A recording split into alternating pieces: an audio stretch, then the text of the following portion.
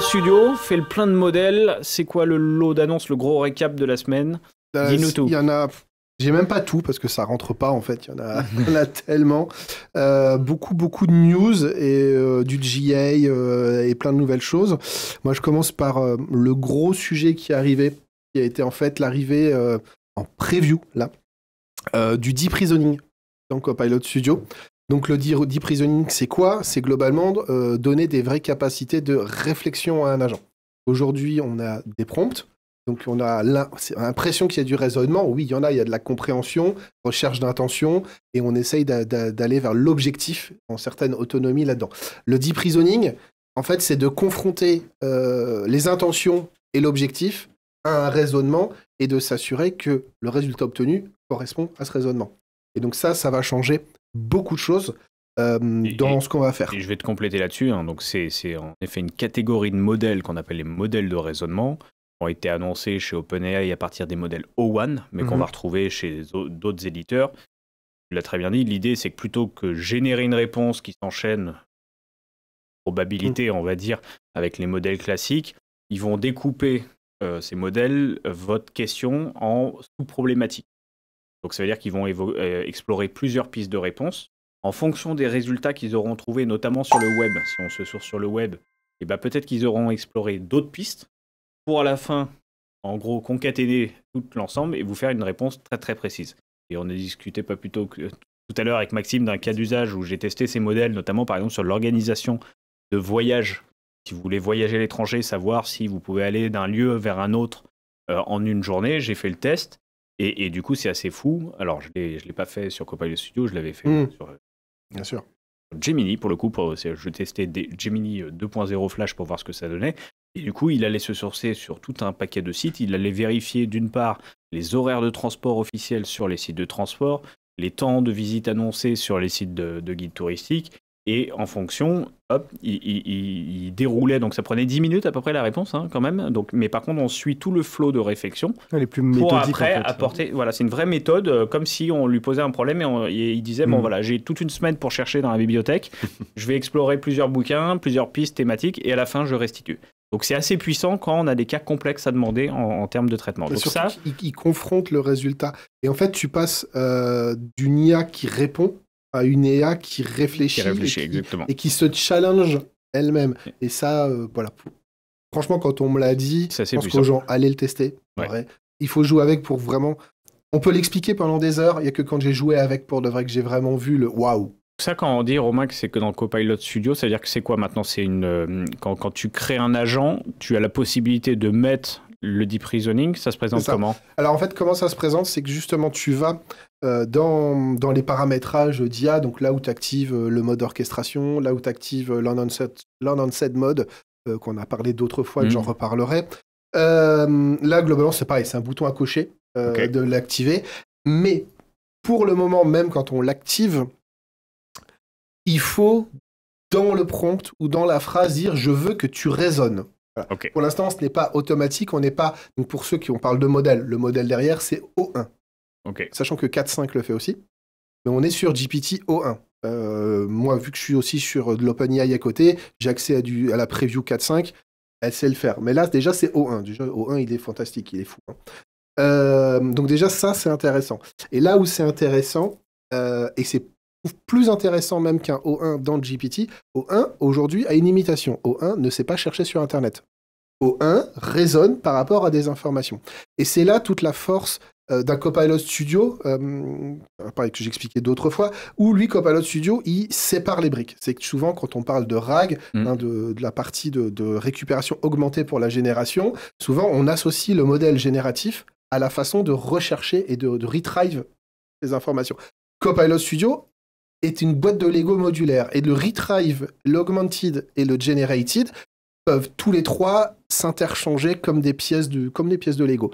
Et du coup, ce qui est intéressant, c'est qu'on va avoir le génératif, il va utiliser O1 pour raisonner, mais je vais pouvoir utiliser ce que je veux pour le retrieve. Donc, je peux aller chercher du document, du web, etc., vectorisé ou non. Et donc, c'est là où Copilot Studio a une vraie carte intéressante à jouer par rapport aux autres, où tu vas associer le O1 à sa façon de rechercher des infos. Là, je vais utiliser du O1 sur du raisonnement à partir d'un retrieve normalement, n'est pas censé aller chercher des documents ou autre. Et ça, c'est une vraie petite dinguerie en soi. Ok, et ce que je trouve intéressant aussi, c'est le mot-clé, tu dis, tu lui demandes de raisonner, et ça fait sens, parce que le défaut qu'on peut avoir avec ces modèles, c'est qu'en fait, ils sont pas adaptés à tout non plus. Voilà. Sur des questions classiques, ça sert à rien de les interroger, Exactement. ils vont prendre du temps à réfléchir pour un résultat pour pas grand-chose. Donc en fait, je veux pas non plus l'activer à chaque question, il remplace pas mes modèles existants. Par contre, dans certains cas, je veux lui demander de raisonner, ça peut faire sens d'avoir ce mot-clé qui déclenche le truc, quoi. Moi, j'ai un use case qui j'aime bien, si on revient, parce qu'on est comme là pour du pro, hein, parce que tu donnes l'exemple des voyages, mais moi, ce que j'aime bien, c'est le catalogue de matériel du salarié qui arrive. En fonction de ton poste, il y a des entreprises où t'as pas le choix, et puis il y en a des autres, t'as quelque chose, tu peux un peu choisir entre 2-3 PC, entre 2-3 sacoches, etc. T'as un petit catalogue, et tu viens d'arriver dans la boîte, tu sais pas, et puis tu peux demander à des gens, c'est bien, on est en PME, moi j'ai fait aussi du groupe international, c'est compliqué. Et il te faut un store carrément. Par exemple, moi, Microsoft, jadis, quand j'étais chez Microsoft, ça allait jadis, il y a 15 ans, il y avait un morceau d'étage où il y avait un store pour les nouveaux arrivants. Donc imagine, c'est agréable, ça coûte cher. Il faut avoir des employés, etc. Et là, qu'est-ce que ça fait ? Ça te permet en fait de dire que, ok, tu viens d'arriver, donc tu as un agent autonome, pour relier un petit peu de choses qui vient à qui tu demandes de raisonner pour aider le salarié. Le salarié, tu dis, voilà ton catalogue par rapport à ton poste, tu lui listes les éléments, et en fait, vu que il va discuter. Donc moi, mon poste, c'est de faire ci, j'ai envie de faire ça, j'ai telle contrainte, je sais pas, je viens à vélo, du coup, je viens plutôt à vélo, et puis je suis basé en Normandie, donc on va chercher quelque chose qui va être plus facile à mettre dans un sac étanche. Désolé, petit clin d'œil, mais il fait pas la même météo qu'à Marseille, voilà, ce genre de choses. On peut vraiment discuter de ça avec le bot, et il va nous proposer le matériel adapté qu'un humain saurait faire, mais qu'aujourd'hui, on sait qu'il y a plus trop d'humains à ce moment-là, et c'est plutôt tes nouveaux arrivants, débrouille-toi. Oui, donc déjà, c'est pas mal, en fait. Il va vraiment personnaliser à la situation de l'employé et avoir une réflexion sur ce qui serait le plus adapté, quoi. En discutant. Là où faire la même chose, il y a encore un mois, c'était un use case que je traitais déjà en Copilot Studio, mais j'avais moins le raisonnement. Je pouvais exploiter, par exemple, connecter à un ServiceNow, je connectais à la base par rapport au service de ticket, mais le niveau de réflexion n'était pas le même. C'était plutôt, je générais une réponse par rapport à une question, une intention par rapport à des données contenues sur lesquelles je générais une réponse. Là, on va avoir un raisonnement, et là, ça va être vraiment intéressant. Et du coup, vraiment, ça va pousser autrement l'agent autonome en entreprise, c'est qu'on va avoir une vraie logique de réflexion, de raisonnement métier. Et pour moi, un agent autonome, c'est pas juste générer du texte. Un agent autonome, il a une proactivité, et l'autonomie veut dire aller jusqu'au bout de la résolution de mon use case. Et justement, avant, on ne raisonnait pas. On allait au bout en suivant un process déterministe. Le raisonnement rentre vraiment dans on va pouvoir explorer les pistes. Et du coup, donc ça, c'est donc la partie qui est importante, et tu as montré un super cas d'usage. Merci pour ça. C'est la partie donc reasoning. Qu'est-ce que tu as eu d'autre dans les annonces là si on doit les citer? Voilà, toujours parlant modèle, pour aller un petit peu plus vite. Alors, une preview qui est un peu plus compliquée à obtenir, même pour les gens qui sont un peu plus proches, sauf vous, les MVP, vous l'avez peut-être automatiquement, et encore, c'est qu'on va avoir le petit bouton dans Copilot Studio pour choisir le modèle. Ok. Et c'est la suite de ce que je vous racontais d'O1, c'est qu'on va avoir le petit bouton pour choisir 4.5. Okay. Voilà. Donc, c'est très important parce que 4.5, j'ai expliqué avant la différence déjà qu'il y avait entre 1 à 4.5. 4.5 en plus est capable de faire de la recherche internet, du raisonnement profond, de la rédaction documentaire. Donc, il va vraiment plus loin dans la créativité. Même si entre le 4 et le 4.5, moi, j'ai pas été bluffé non plus. Un peu plus sur le naturel du langage aussi. Oui, c'est ce qu'il dit. Mais, alors, moi, j'étais très bluffé dans la création de documents et d'analyse et de rapports et de documents de recherche. Ouais, sur la formalisation plutôt. Tu veux dire. Autant le 4, je le trouvais très prévisible dans sa structure, avec un manque d'autonomie et de créativité. Le 4.5, je l'ai trouvé beaucoup plus critique. Chose que n'avait pas le 4 était affirmatique, le 4.5 je le trouve critique. T'avais un petit sujet, Romain, je crois, aussi sur les notions de connecteurs. Si je dis pas de bêtises. Exactement. En fait, c'est mon troisième point, c'était ça a beaucoup buzzé. C'est le modèle contexte protocole. Qui, pour ceux qui ne savent pas ce que c'est déjà, le MCP. Voilà. Alors déjà, j'aurais dû dire à Antoine de mettre la Marseillaise, c'est français, monsieur et madame. Donc le MCP, c'est les gens qui ont fait Claude, donc Anthropic, donc en fait, ce qui est donc une IA française très connue. Ils ont voulu définir un protocole pour que les IA causent entre elles. Aujourd'hui, certains ont rigolé en voyant les IA faire des bip-boop entre elles pour causer plus vite. En vrai, ça, c'est une standardisation de protocole d'échange en vue de faire travailler entre elles des sujets liés à l'IA. Donc de la base de connaissances, du tooling des agents.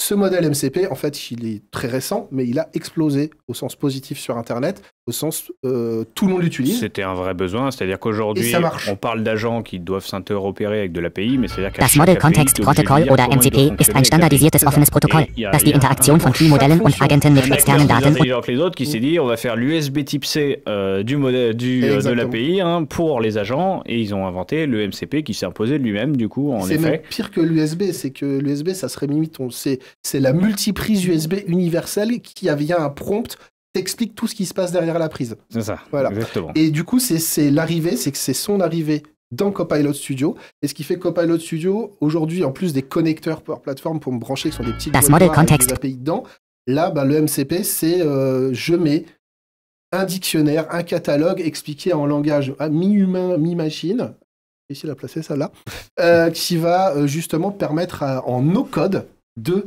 profiter du tooling des bases de connaissances et d'autres agents. Et donc c'est vraiment fantastique. Ça a été annoncé du coup par beaucoup d'éditeurs aujourd'hui qui s'alignent sur ce besoin nouveau. Ça a été annoncé côté AI, Azure aussi, avec la partie Foundry. Et c'est une notion de serveur. Je crois que tu as un serveur que tu mets en place côté client. Ou, on appelle ça serveur, c'est qu'il y a un endpoint sur lequel on expose les informations.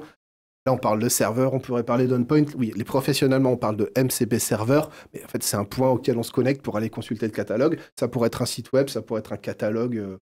La notion va bouger, mais c'est fantastique. Donc, en tout cas, c'est une grosse news. Alors, c'est peut-être pas sec encore. Je vois beaucoup de mèmes qui arrivent sur LinkedIn en disant que les problématiques qu'on peut rencontrer, etc.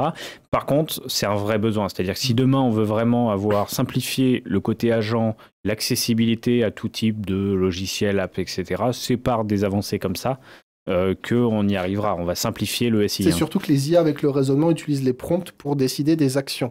Et là, forcément, tu as ton catalogue MCP qui décrit des actions. Tu utilises ces prompts pour enchaîner. Moi, du coup, j'ai un quatrième sujet important qui a un petit peu cassé Copilot Studio et Internet quand c'est sorti. La mise à jour du modèle de licence de Copilot Studio. Ah, voilà. Vas-y. Alors, c'est simple. Dis-le tout. C'est simple, voilà. Je pense qu'il l'a à l'écran, voilà.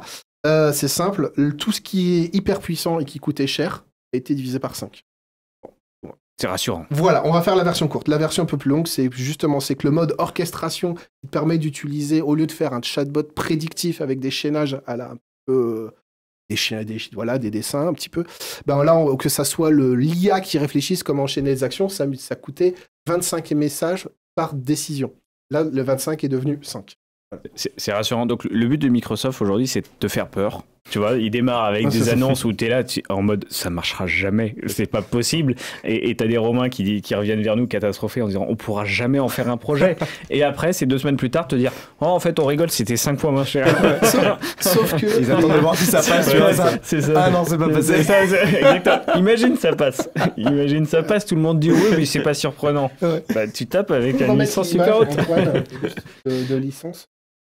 Plus c'est gros, plus ça passe. Tu sais. Voilà. Par contre, jadis, il y avait que 3 lignes dans ce dessin. Ouais. Il y en a plein des lignes maintenant. Parce que c'est pour aussi annoncer les news suivantes, c'est qu'on a des flow actions qui viennent d'arriver et on a l'intégration de l'IA profonde aussi, qui provoque d'autres modèles de consommation. La partie en bas, c'est qu'on va pouvoir faire vraiment la partie prompt, génération doc, génération d'IA à l'intérieur de Copilot Studio avec son propre modèle de consommation.